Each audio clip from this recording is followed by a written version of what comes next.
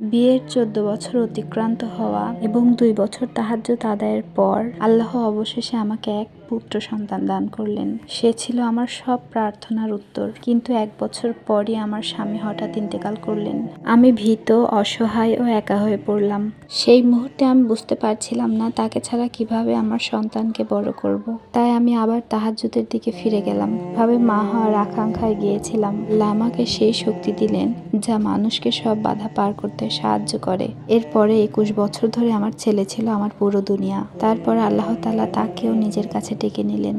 আবারও আমি তাহাজ্জুদে দাঁড়ালাম। এবার মুজিজার জন্য নয়, সবরের জন্য।